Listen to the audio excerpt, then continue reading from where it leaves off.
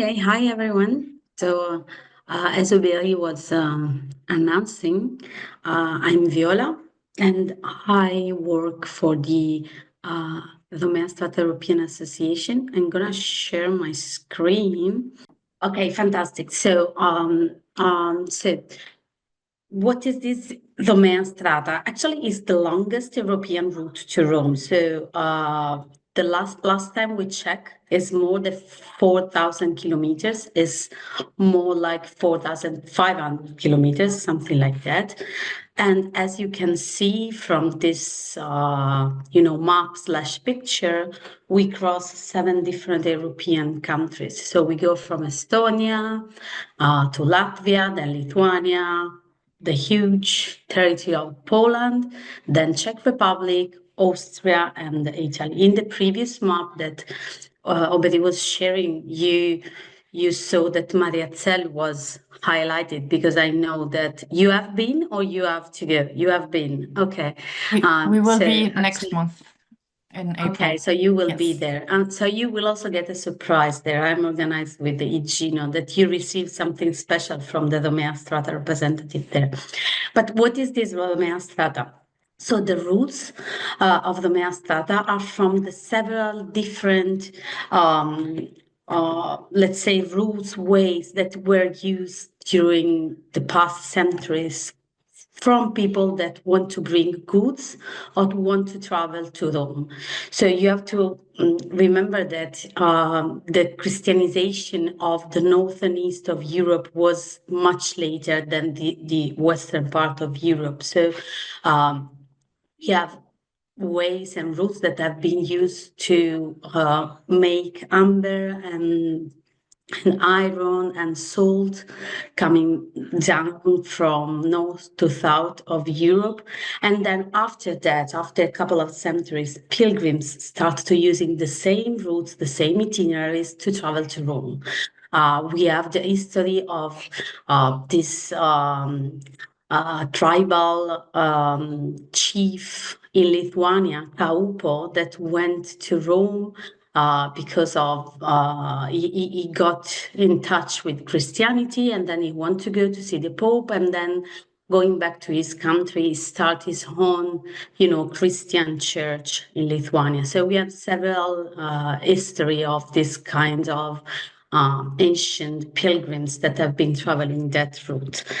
The aim that the route has nowadays is really strictly connected to the geographical position that we have. As you can see, we are all to Eastern Europe. And in this particular moment, but in the last, let's say, 2 centuries, the scope, the aim was to keep Europe united. So to show that we can be European in a different way, because people from Estonia have a different feeling of feeling European that people in Italy have. But the idea is that we need to stay connected. And the Romea Strata is that link of connection between North, Eastern, Central, and Southern Europe. We work a lot on intercultural dialogue. We work a lot on dialogue among different type of Christianity, because we have Orthodox, we also have Jewish, because as you know, Poland used to have a huge Jewish community. But we also promote the different identities that we have along the Romea Strata to feel united under the scope of a unique itinerary. So as you can see, the route is huge, it's really long. As I said, it's more than 4,000 kilometers. We cross 7 states. We have 60 members currently in our network. Those are different type of members from academia, so university or research center, to organizations that are working on tourism development, to small cultural association in the middle of rural areas, to institution, of course. We work with municipalities and regions. Sometimes we work also with minister, because we have also small countries like Estonia or Lithuania, where the institutional system is quite different from the one in Poland or in Italy. And as you can see, we have these 31 milliarium. Those are significant places that we identify on the occasion of the Jubilee. So we started last year to have this milliarium along the route, but those will last even after the Jubilee. So we have those in Italy and in Austria. Those are well established. And one is actually Mariazell. That's why I was mentioning a surprise you will get there. But we are also working on those special specific place in the rest of along the rest of the route. What we do as a network, we cooperate a lot on the research and development. We make an exchange among members of our scientific committee, and we also have some let's say academic labs, because we travel between the universities that are part of our network, and we present some modelization, we present some best practice along the itinerary, and we share. This is the main topic from the research point of view. Of course, we work on the European heritage, and what, as I was mentioning before, peace and reconciliation is something that we feel strong about. We have the month of March, so the month that we are currently in, we dedicated, for example, to peace. And on that occasion, all members along the itinerary, they have I'm sorry, my phone is ringing and keep ringing. Okay, sorry. And so we have the opportunity to walk along the itinerary, even a small segment. I'm sorry, even small segment during the month of March. And all association, all pilgrims have the opportunity to do that and to feel the idea of walking on the same path in the same period. Then what we do, we also work with young people. So this idea from Egino and Oberi, I was somehow part of the gestational moment of the project. But we also work with even younger generation, because we have this network of high school, and we call them the slow tourism high school network, and they are working to use actually the itinerary as a scenario for the didactical activity, for the education. And this is quite interesting, it's quite nice, because they have the opportunity to merge, history and religion and the cultural heritage. And some of those schools they have the major in tourism or marketing, so they can also apply their theoretical knowledge to the itinerary. So this is quite interesting. We also work on the more artistic side. For example, we have been cooperating with some companies that have done some kind of itinerant activity along segments of the route. So we had, for example, a group of dancers and poets that walk along Tagliamento River in Italy, in Friuli Venezia Giulia, so northeast of Italy. And what they have done is that they have walked with a donkey, and they have stopped in each village and give a small show, a small piece of art during their walking. Of course, we work with, as I mentioned before, with the organization that work on touristic development. So we work with them from basic, so we made material from them, but we also do activity with them also to strengthen the ownership of the itinerary in the local communities.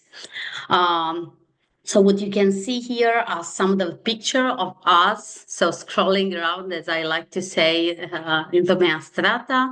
So both doing institutional activities, but also in this really center of this slide, you can see that we also enjoy walking and have a deep connection with the community we work with.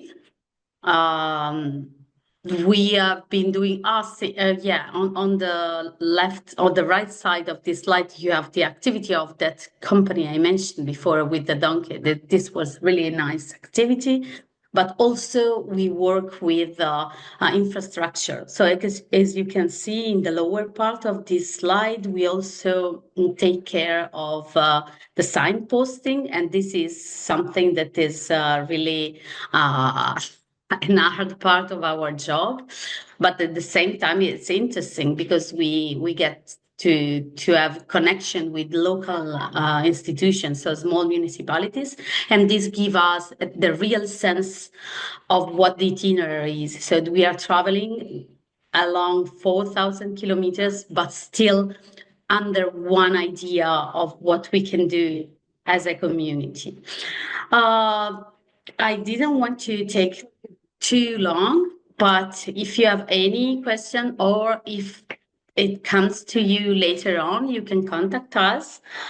This is our email, but also we have a huge website we are just renovating, and we have social media, so you can check out and reach out, and we will be happy to share more. In 10 minutes. So I just wanted to ask straight away. I know that Romea Strata is going through a certification process regarding the Institute of Cultural Roots of the Council of Europe.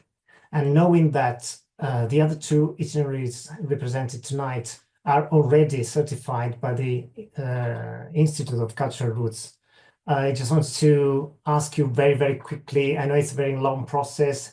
We are currently being reviewed and being asked, more developments and questions. So can you just give us some ideas, some comments? Yeah, like in a snapshot. So the process is quite long. First of all, you are asked to build a huge dossier, and the Gino knows about that because we are asking about each of our members to contribute to the building of this dossier. Our dossier was like 300 pages. It was huge.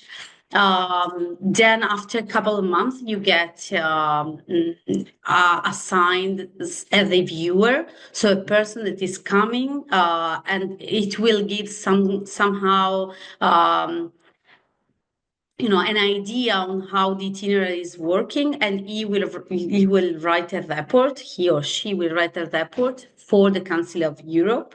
Then after a couple of months again, so this was July was the dossier. In November, we got the visit of this guy was a university professor from Lugano that came and visit us and assess us, and he was majoring his field of expertise is more marketing, yes, related to tourism, but more marketing. Then a couple of weeks ago, they had a meeting, just the 5 members that are somehow governing the group of the states of all the members that are within this group of European countries that are part of the agreement that is leading this Cultural Thought Institute. After that, so they will give an advice to the enlarged group of countries, and in May we will go there and we will audition once again. We will present once again Romea Strata, and after 1 month we will get the report. This is the process, but actually what is interesting is that once you are certified, you still have to work, and after 5 years you have to resubmit the same dossier. So every time you are checked, you are really checked. It's not just a technical, theoretical check. You're really checked. And there are 5 pillars we have to work on. One of these is working with young generation. And it's important because I think that is something that it keeps itinerary alive, push you to do something, to do more, to not forget why you are there. Because sometimes in the daily activity, you get, trapped in, and you forget, the higher scope, and the cultural roots are there for this. And that is like, how was the route either kept alive in the memories of the people throughout the generations, or how was it rediscovered? Because it was already there, and now you want to have more people rediscovering it.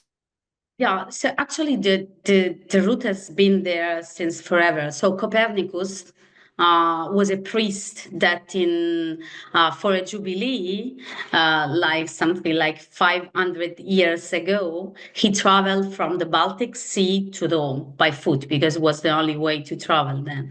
And we have tracks of him using the same, more or less, of course, highway were not there, the same route that we are promoting now. I was mentioning about this Kaupo, so he was a tribal chief that was traveling to Rome and then back to his village in Lithuania. So was somehow obvious that there was a way from west, away from the center of Europe, and was impossible that pilgrims from Poland and Czech Republic didn't have their own way to go to Rome. So what we have done is that we have go backwards. So from Rome, we travel virtually back up, going to up north, and until we find tracks and memories of people that have done those routes, we keep tracking the Romea Strata. Of course, is a little bit different from the Francigena, or even from the Romea Germanica, that is the other route heading to Rome, because we don't have one single diary of one single priest or monk that was traveling, but we have an entire community, the Eastern Northern community, that was traveling to Rome in different centuries, in different ways. We have this amazing history of the postal services from Krakow to Venice during the Empire, the Habsburg Empire, and this is amazing. So it's a stratification of history and people and stories. So this is why we also call strata, as layers in Italian and in Latin.